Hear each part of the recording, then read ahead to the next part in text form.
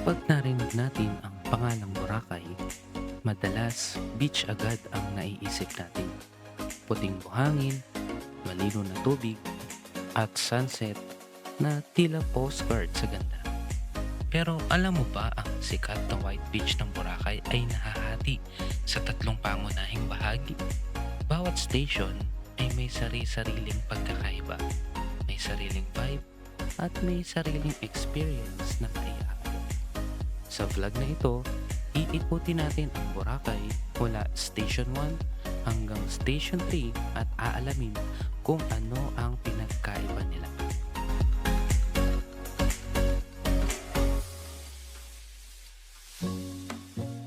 Narito tayo ngayon sa Station 1. Isa ito sa pinakamaganda at pinakamatahimik na bahagi ng White Beach.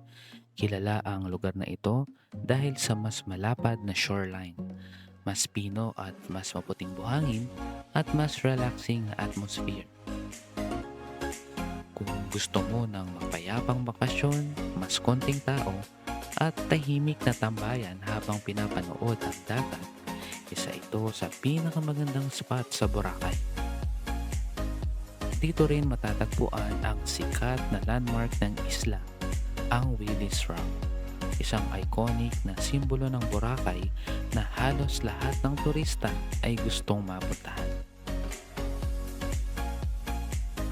Kung ang Station 1 ay tahimik, ang Station 2 naman ang sentro ng aksyon. Ito ang pinaka-busy at pinaka-commercialized na bahagi ng White Beach. Dito makikita ang karamihan sa mga restaurants, mga souvenir shops, at nandito rin ang nightlife spots. Kung gusto mong malapit sa lahat, pagkain, activities, shopping, at entertainment, Station 2 ang pinaka-convenient na lugar. Kung mapapansin nyo, sa araw, buhay na buhay ang beachfront. At sa gabi, ibang energy naman ang mararamdaman. Mas lively, mas social, at dito mo mararamdaman ang fast-paced side ng Boracay.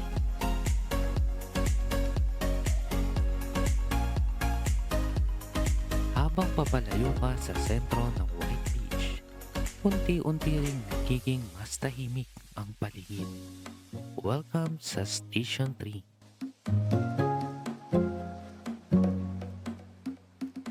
Mas simple at kadalasang mas budget-friendly. Kung gusto mo ng mas chill na experience, mas konting tao, at mas relaxed na vibe, posibleng dito mo mahanap ang perfect spot mo. Mas ramdam dito ang slow island life, parang mas mabagal ang oras at mas madaling huminga. Magkakaiba man ang kanilang vibe, may isang bagay na pinagkakapareho ang bawat station, at iyon ay ang kagandahan ng Boracay. Station 1 para sa tahimik at premium na stay. Station 2 para sa activities, food at nightlife. Station 3 para sa chill at simpleng island experience. Sa huli, hindi mahalaga kung saan station ka mananatili dahil bawat bahagi ng Boracay may sariling kwento, may sariling vibe, at may sariling paraan para iparamdam ang ganda ng isla. Kaya sa susunod na bumisita ka sa Boracay, tanungin mo ang sarili mo. Anong klaseng Boracay experience ba ang hinahanap mo?